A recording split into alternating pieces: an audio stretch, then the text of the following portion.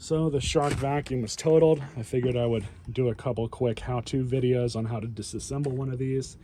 This part of the video is specifically just how to get inside of the motor chamber and get access to the motor. These machines are not really designed to be fixed like this. Shark does not make individual parts available for them as far as motors go, brush rolls, switches, cords, what have you. Their idea is when one of these breaks, you go buy a brand new one. And if you have the warranty, sometimes the warranty isn't all that good either. But I'm just going to pull this filter out. Very common that people never change these. So first thing we can do is remove the hose here.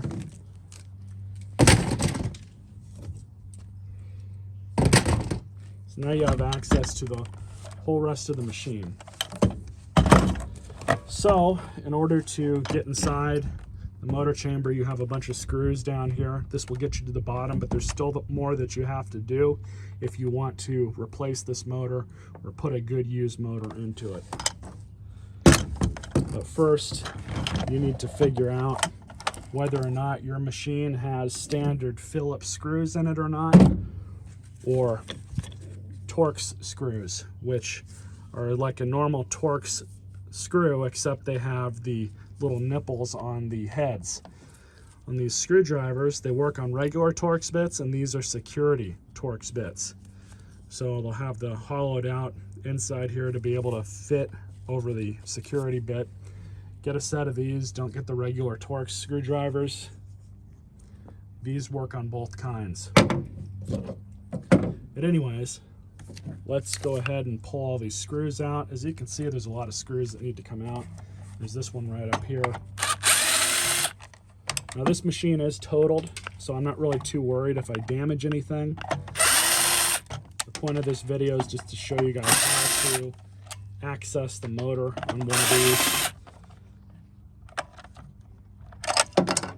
Now, whether you have a Rotator or Navigator or Apex or any other machine that Shark has made, it's all going to be very similar. This machine's a Navigator, but all their other machines are pretty much the same concept.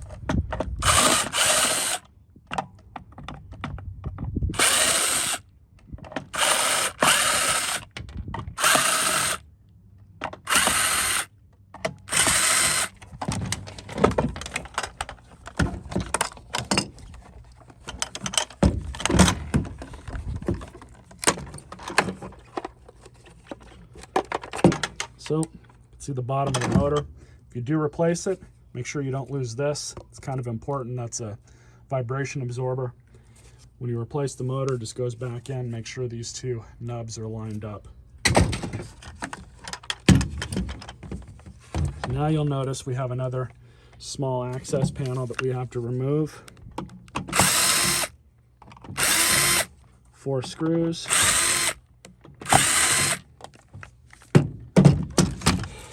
We have to remove a few more screws.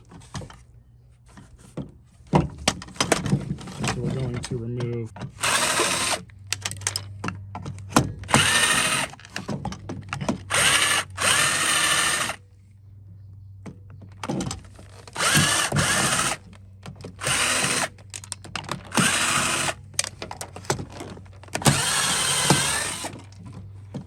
like I said, I am going to be a little rough with this. Now there also is usually another screw that's under here, and I think it's just right here.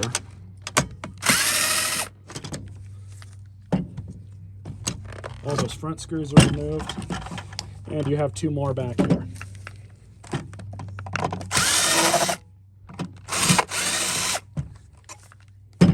Like I said, these machines are not made to be serviced. They are not made to be fixed, they're made to be thrown away. So just like that, you can now remove that top neck. Of course, this grommet just flew out. But now you have more access to this wiring harness. Now you want to replace this. There's two ways you can do it. You can either A, remove everything down here, undo all of those connections with some wire cutters, or you mark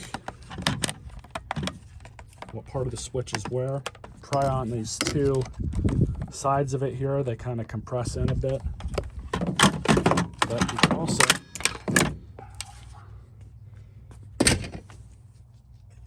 pull the back end off of it just like this. You can crimp and splice it here. You can do whatever you want. Honestly, you can just remove these connections here. But I do save these switches for other machines, so I will be saving this. And that's just typically how I go through and remove one of these. But if you wanted to save the wiring, you would just take a picture with your phone, undo these three, and there you go. So now we have access to the motor. The wiring harness is out. I have to remove this rubber grommet here. There's a better look at how to do a cord. I also have a video up on how to change a cord on one of these machines. Pull the motor out, that's it. Vibration absorber.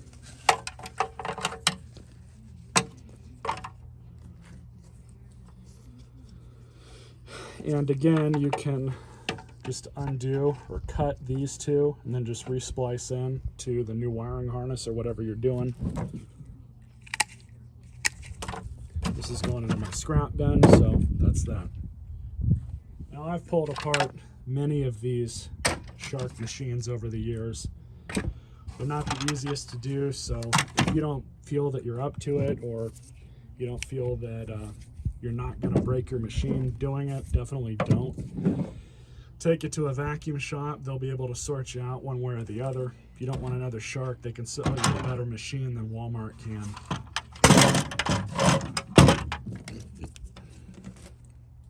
So that's it. Hope you guys got some help from this video. Stay tuned for more.